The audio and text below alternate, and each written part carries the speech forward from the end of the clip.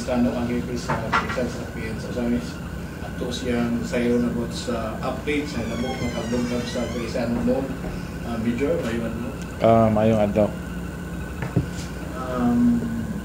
Kung saan i-update ka ron sa naitabo na paglungkap sa sulod sa Kristano mo?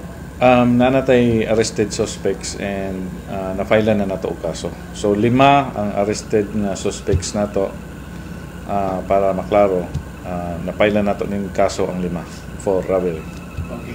So pwede mo nang basayan o isa ning mga suspect na doon taga-asa.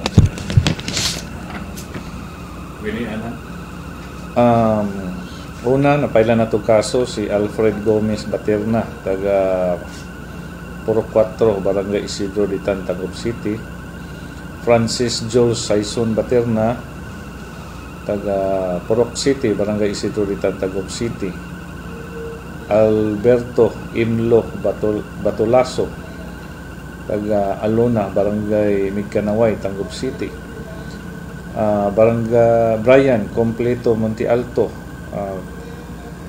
Barangay Mangga, Madasigon, Purok Mangga, Barangay Madasigon, Mulabi, Zamboanga del Sur. And si Ramil Apatan Villarmente, taga Purok 2, Barangay Overview, Liloy, Zamboanga del Norte. Okay. And several jandos kay wala na to gi-close nga napagi mga lain pa nga mga suspetsado. Okay, Major, unsay nakitang motibo sa kapulisan na nahimutan sila na suspect sa mo pagtulungkap? First, nagbasita natin nakuha ng identity through sa CCTV footage, and then during sa investigation na to nag-backtracking ta mismo gikan sa bangag sa floor sa Gaisano going sa kanal, then kanal mga 86 meters ning sulod ni siya sa compound sa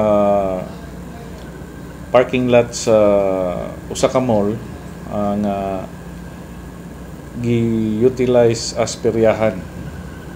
Girintahan ni siya sa mga perya.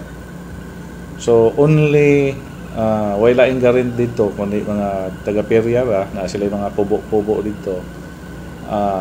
Of course, separate man tong ilahang peryahan na magabi nga na imo anha ng mga tao. And then napod sila mga balay-balay dito. So dito ra dool sa ilahang mga kubo-kubo, mga 50 meters siguro ang gilayon sa bangag dito sa ilahang kubo. Kini nga grupo ang pagbuhat sa maong na krimen is matawag nato nga planado kayo. So yes. Kini nga grupo matawag ba nato organisado sila ng grupo? Well planned siya, pero base sa atong initial nga profiling sa mga suspects and investigation, kani nga mga personality sa gikan sa Tanggob na employed lang ni siya sa peryahan September nga time nga dito sila sa Tanggob nag-establish og peryahan, and then nadala sila diri sa Usamis. So kung mao na atong basihan, murag bag-o pa sila nagkuan aning sa uban nga mga personality. So local siya, siguro naay isa sa ilaha nga naay experience kabahin ani. Pero kung atong lantawon, ang kalot nila is dito na gyud paliko sa Gaisano, kay only ang kalot nila diri is para lang man maka-access sila sa kanal from compound sa peryahan to Gaisano. So ang ilang gikalot mga about 5.5 meters nga para masulod ang Gaisano pataas sa floor sa food court. So posible nga dili sa piagi din wala ba maabot sa inyong investigasyon na posible po na doon na po'y nagulat daan sa sulod sa Gaisano? Di wala na siya sa amo ang kuan, kay kung naay naghulat sa Gaisano nganong mo agi pa man sila sa aning lisod naning kuan. So diri gid sila ning agi ning exit pod sa maong kanal. So kini nga pangitabo is usama kini sa makababag sa linuha sa provincial government karon nga magpuyo kita na maliwanawon, malumbuo o malibayon. Kung sa may himo karon nga suporta sa ato ang provincial government kabahin sa pagsulbad ni ining mga incident.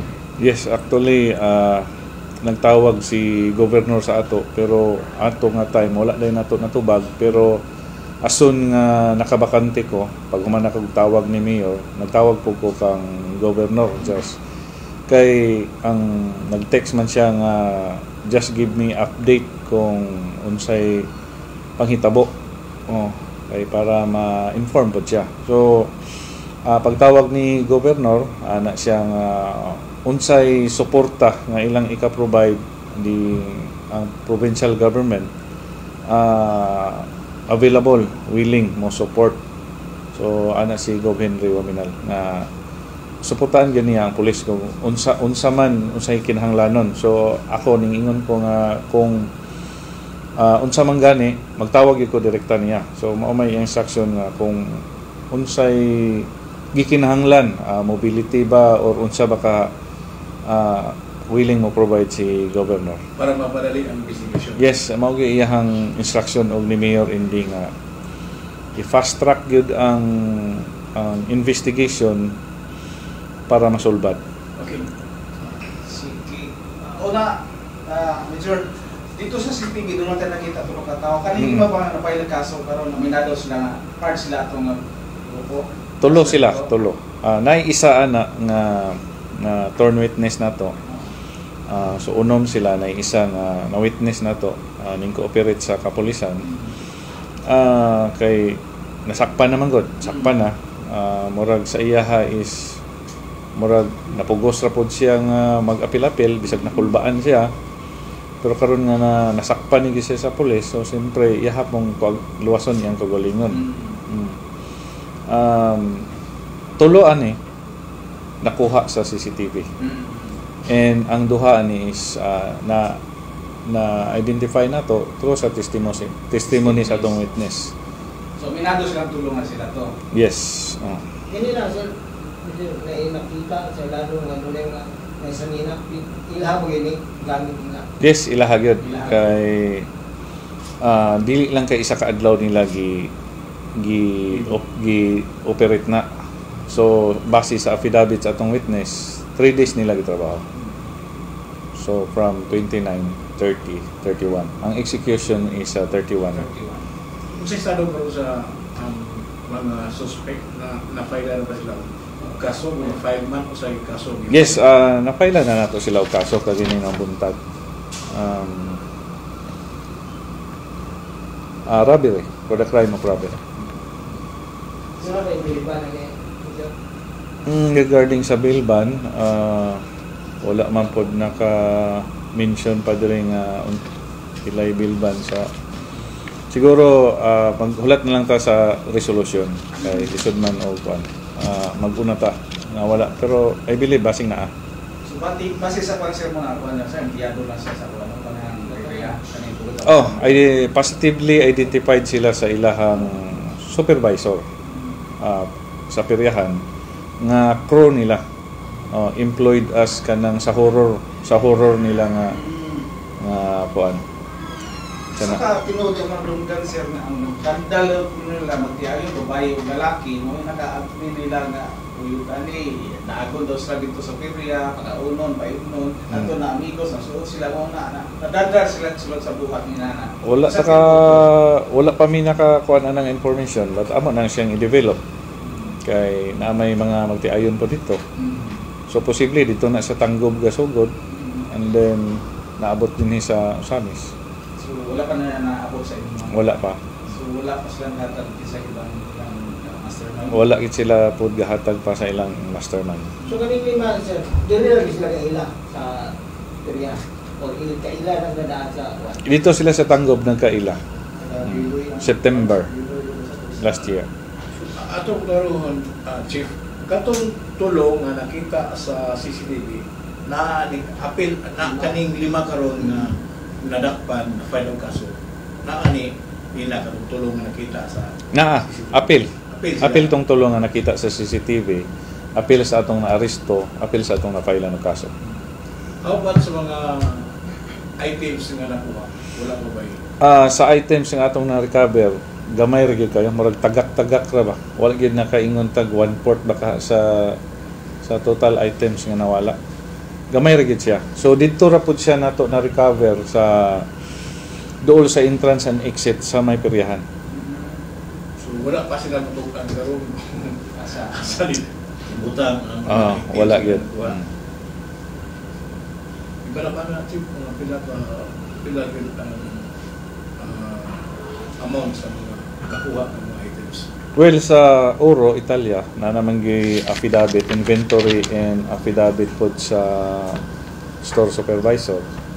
Ang sa Oro, Italia is 29,956,176 o cash nga 721,903.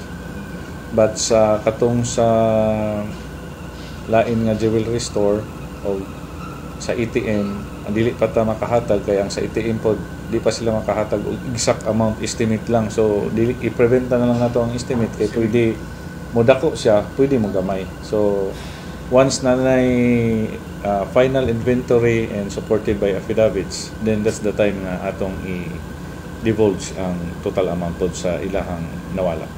So magko-consider nato ning crime zone na ang mga Well, base sa parameters sa PNP, considered solved ang krimen kung ang suspect na aresto na pailan ng kaso. So, pananglitan ko cooperate ka rin 5, subli ba nga, madakpan na ito itong ilang mastermind nito? Yes, posible good kung mag-cooperate lang yun sila. Oh. Fully solved ang gandang kaso. Okay, Richard, imuha ng mensahe nga ito sa mga katawan doon o kabahin ng mga panitalo kay uban ng polis na-alarma na yes, dili ko muli panagsari na po sa nagbayad sa amin sukad nga nahitabok to sa successful operation last 2017.